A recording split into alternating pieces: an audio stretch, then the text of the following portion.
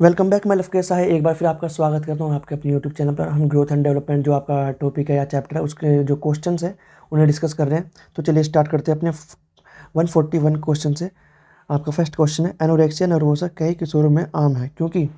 अब आपको बताना है क्यों आम है। पहला ऑप्शन है, वे अपनी उपस्थिति और उनके बारे में दूसरों की अवधारणा के प्रति सचेत है। दूसरा, वे बहुत अधिक दबाव का सामना कर रहे हैं। तीसरा, वे अधिकतर समय घबराते हैं। और चौथा, वे बहुत आज्ञाकारी और ईश्वर से डरने वाले हैं। तो जो इसका जो बेस्ट ऑप्शन है या फिर जो उसका आंसर है वो है, वे अपनी उपस्थिति और उनके बारे में दूसरों की अवधारणा के प्रति सचेत रहते हैं कि दूसरा व्यक्ति उनके बारे में क्या सोचता है। ठीक है, तो इसलिए यहाँ पर एनोरेक्सिया जो इसका जो ऑप्शन है वो ए ठीक होगा यहाँ पर। नेक्स्ट क्वेश्चन है आपका, निम्नलिखित में किस प्रकार का अनुशासन सत्तावादी अनुशासन के खिलाफ उन व्यक्तियों जिन्हें इसे बचपन से सहना पड़ता है के विरुद्ध के रूप में विकसित हुआ है। तो यहाँ पर 4 ऑप्शन दे रखे हैं, आपको बताना। पहला अभिप्रेरणात्मक अनुशासन, दूसरा सत्तावादी अनुशासन, तीसरा अनुमोदक अनुशासन और चौथा लोकतांत्रिक अनुशासन। तो इसका जो आंसर है वो है डी, लोकतांत्रिक अनुशासन। नेक्स्ट क्वेश्चन है, आपको बताना है इनमें से एक से ज़्यादा सही है में इसमें जो ऑप्शन है वो कौन सा सही हो सकते हैं। निम्नलिखित में से कौन सा या से वृद्धि तथा विकास का सिद्धांत है।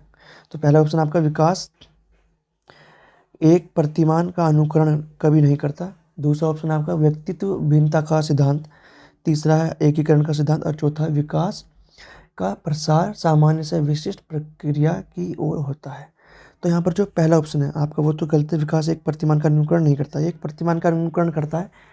आप देख सकते हैं कि सभी बच्चों का जो विकास है वो सिर से पैर की तरफ होता है, ठीक है। इसी तरह से तो यहाँ पर आपका पहला गलत है, बी सी और डी आपका ठीक है। तो यहाँ पर दूसरा तीसरा चौथा फोर्थ ऑप्शन में दे रखा है, तो यहाँ पर आपका फोर्थ ऑप्शन ठीक होगा। नेक्स्ट क्वेश्चन आपका, निम्नलिखित में से कौन सा बच्चों में विकास के प्रमुख चरणों में से एक नहीं है। तो आपको बताना कौन सा एक नहीं है। पहला शिशुवावस्था, किशोरावस्था, बालिका बच्चन और वयस्क। तो जो यहाँ पर फोर्थ ऑप्शन है आपका एडल्ट, ये नहीं होगा, ठीक है। और हम तीनों की स्टडी करते हैं, पढ़ते हैं। नेक्स्ट क्वेश्चन है, निम्नलिखित में से कौन सा या से बच्चों को वृद्धि और विकास पर आंतरिक कारक है। मतलब वृद्धि और विकास के जो आंतरिक कारक हैं आपको वो बताना। पहला है भावनात्मक कारक, दूसरा बुद्धि, तीसरा अनुवांशिकता कारक और चौथा जैविक और संवैधानिक कारक। तो ये जो चारों ही इसके आंतरिक कारक हैं। तो यहाँ पर आपका फोर्थ ऑप्शन ठीक होगा। नेक्स्ट क्वेश्चन है आपका, निम्नलिखित में से कौन सा या से कथन एक बच्चे में भावनात्मक सामाजिक विकास के संबंध में सही है। तो आप बताना भावनात्मक और सामाजिक विकास के बारे में कौन सा कथन सही होगा। पहला, 2 और 6 महीने की उम्र के बीच शिशु क्रोध, दुख, आश्चर्य और भय जैसी भावनाओं को व्यक्त करते हैं। तो इतनी छोटी उम्र में तो बच्चा नहीं करता, ठीक है ना, इतने सारे इमोशंस को नहीं दिखाता। दूसरा है, 1 वर्ष की आयु तक शिशु किसी भी तरह से खुद को व्यक्त नहीं कर सकते। ये ठीक है, क्योंकि 1 वर्ष तक का जो बच्चा होता है वो अपने आप को पूरी तरह से एक्सप्लेन नहीं कर सकता कि वो क्या कहना चाहता है, ठीक है ना। वो हमें बस उसकी इशारों को समझना होता है कि वो क्या, लेकिन वो खुद अपनी तरफ से साफ साफ नहीं बोल पाता, इन चीज़ों को समझा नहीं पाता। थर्ड ऑप्शन है आपका, बच्चे आमतौर पर 15 से 18 महीने की उम्र के बीच एक और भावनात्मक रूप से मुश्किल समय में प्रवेश करते हैं। तो यहाँ पर आपका थर्ड ऑप्शन भी ठीक है। तो अब आपको बताना कौन कौन सा यहाँ पर ठीक है। पहला तो गलत है आपका, दूसरा और तीसरा सही है।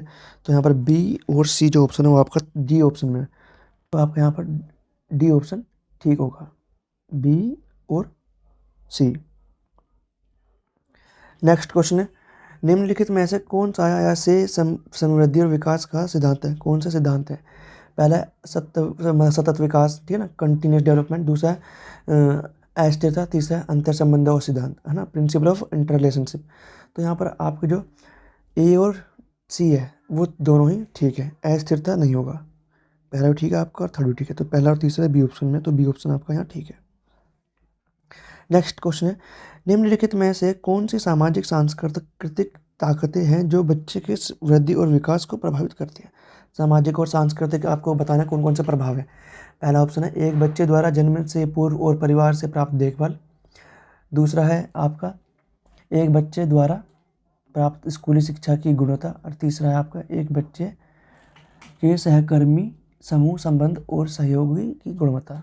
तो पहला ऑप्शन आपका ए और सी, तीसरा मतलब पहला और तीसरा ठीक है, दूसरा है तीनों ही ठीक है और तीसरा है तीसरा ठीक है, चौथा है बोथ। बोथ ए और बी, आपके दोनों ठीक है। तो यहाँ पर आपको बताना है कौन सा ऑप्शन आपका यहाँ ठीक होगा। तो जो यहाँ पर तीनों ऑप्शन है वो तीनों भी ठीक, वो तीनों ठीक है। यहाँ पर जो तीनों बोले हुए हैं तो तीनों कौन से में आएगा, बी ऑप्शन में। तो बी ऑप्शन आपका यहाँ ठीक है। नेक्स्ट क्वेश्चन है, निम्नलिखित में से क्या बच्चों में वृद्धि और विकास को प्रभावित करने वाला आंतरिक कारक नहीं है। अब आपको भारी कारक बताना, मतलब इनमें से भारी कारक एक कौन सा है। पहला है सामाजिक प्रकृति, ये तो बाहरी है। दूसरा है आनुवंशिकता कारक। तीसरा है बुद्धि। और जो बी ऑप्शन है वो है आपका तकनीकी कारक। तो यहाँ पर जो सामाजिक प्रकृति से भी ज़्यादा क्या है आपका तकनीकी कारक, जो भारी है, एकदम बाहर का है। तो यहाँ पर आपका बी ऑप्शन ठीक होगा फर्स्ट और कंपैरिजन में। नेक्स्ट क्वेश्चन है आपका, 2 वर्ष के बच्चे के लिए निम्नलिखित में से कौन सा विकास मानदंड है। 2 वर्ष तक का बच्चा, आपको बताना। पहला बच्चा बिना मदद के चल सकता है, कूद सकता है, दौड़ सकता है। 2 साल का बच्चा ये चीज़ें कर सकता है। दूसरा ऑप्शन है बच्चा चल या रेंग भी नहीं सकता, गलत। तीसरा है बच्चा स्किप और होप कर सकता है, ये भी नहीं है। चौथा है आपका बच्चे के पास स्वतंत्र और सक्रिय संचालन है और वह संगीत का जवाब दे सकता है, गलत। तो यहाँ पर आपका फर्स्ट ऑप्शन यहाँ ठीक होगा। तो यहाँ पर आपका जो फर्स्ट ऑप्शन है वो ठीक है।